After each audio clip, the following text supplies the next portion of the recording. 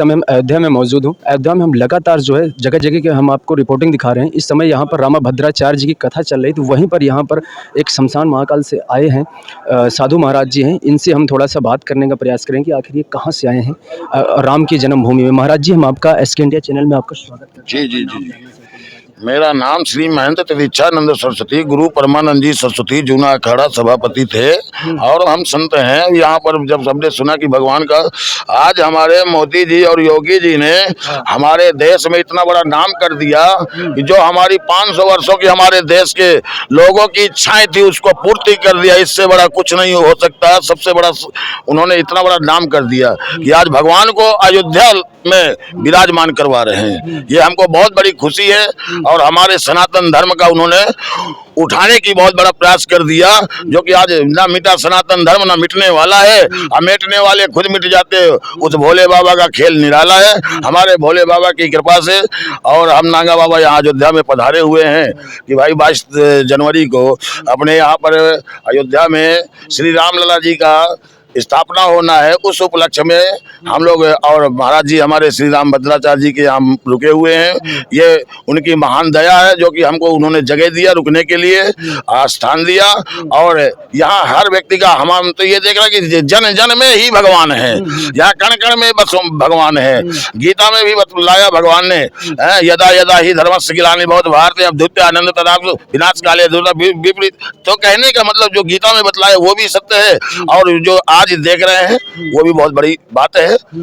जो आज भगवान हमारे 500 वर्षों से आज भगवान यहाँ पर स्थापना उनका समय आया हुआ है। तो हम बहुत जोर से और सभी जनता जनार्दन से देशवासियों से विश्व में हम परमात्मा की कृपा से प्रार्थना करते हैं कि इस चैनल को परमात्मा हर व्यक्ति देखे और हमारे इस चैनल को सब्सक्राइब करने वाले या पहुंचाने वाले हमारे मार्गदर्शन को हमको बहुत खुशी है। ऐसे व्यक्तियों से हम बहुत खुश हैं और हम अयोध्या में आकर के बहुत आनंद ले रहे हैं। ठीक है महाराज जी, मैं ये भी देख रहा हूँ कि इस समय लगातार कुछ लोग राम मंदिर को विरोध में जो है बातें कर रहे हैं। वो लोग कह रहे हैं कि जो है अभी मंदिर जो है पूरी तरीके से संपन्न नहीं हुआ है, उसमें प्राण प्रतिष्ठा नहीं हो सकती है।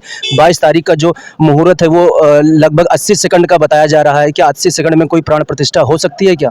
नहीं, इस विषय में तो मैं ये बोलूंगा कि भगवान के लिए वो भगवान का कार्य है, किसी व्यक्तिगत का काम नहीं है। अगर व्यक्तिगत का काम होता है इसमें तो बोलने का हमारा साहस था। ये तो परमात्मा का कार्य, परमात्मा के लिए कोई समय नहीं होता, कोई टाइम नहीं होता है। अतीत का कोई समय नहीं होता, कोई टाइम नहीं होता। इसी तरीके परमात्मा का भी कोई समय नहीं, कितने समय क्या परमात्मा का। और शंकराचार्य जी इसको लगातार विरोध कर रहे हैं, इसके बाद राम मंदिर को लेकर के। अभी नहीं, हम इस सभी संत से निवेदन करेंगे कि परमात्मा का कार्य बहुत अच्छे से सभी लोग इसमें दर्शन करें और ये परमात्मा का कार्य है।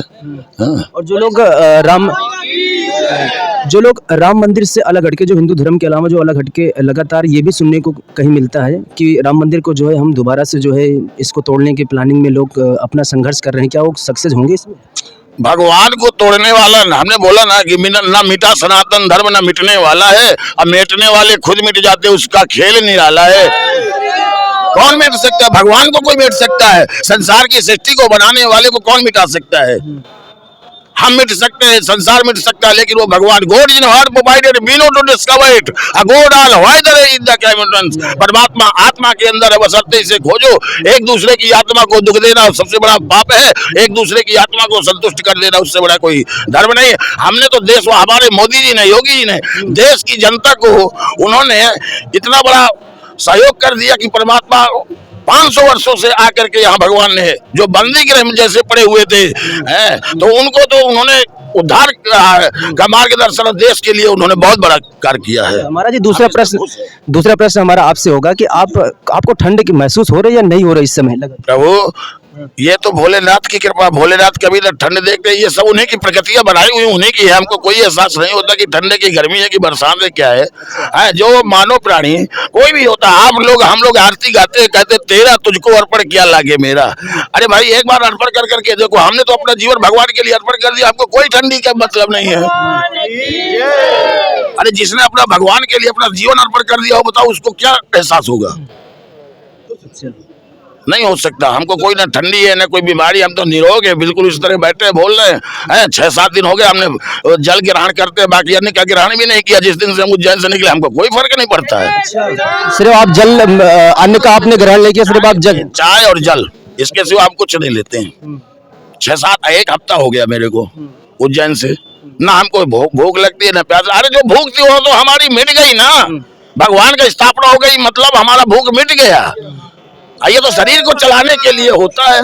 अच्छा महाराज जी, एक प्रश्न हमारा और भी है, जो संतों को टारगेट करते हैं उनके विषय में आप क्या कहना चाहेंगे? जैसे कि अभी बंगाल में जो है संतों को जो है उनके ऊपर हमला कर दिया गया था, जबकि एड्रेस पूछने के ऊपर उन पर क्या समाज को क्या मैसेज देना चाहेंगे आखिरी? सरकार जिस तरीके बॉम्बे में हुआ था, नहीं, बंगाल में अभी समझता हूँ, पाल गांव में हमारे जूना अखाड़े के 3 संत मारे गए थे। तो आज जो तो वहाँ की जो पब्लिक जिन्होंने ऐसा किया है, तो आज भी वो जेल के अंदर हवा खा रहे हैं, उनका जीवन संघर्ष चल रहा है। तो इसी तरीके वहाँ भी हो सकता है, ऐसा कोई बड़ी बात नहीं है, वहाँ भी होगा। हाँ चलिए ठीक है। तो जैसा कि हमने नागा बाबा जी यहाँ पर मौजूद थे अयोध्या में, इनसे हमने रिपोर्टिंग किया और सनातन धर्म के बारे में कुछ हमने सवाल भी पूछे। इन्होंने बेखौफ और बिंदास पूर्वक इन्होंने सवाल का जवाब दिया। आप देखते रहें इसके इंडिया चैनल। जय हिंद, जय भारत।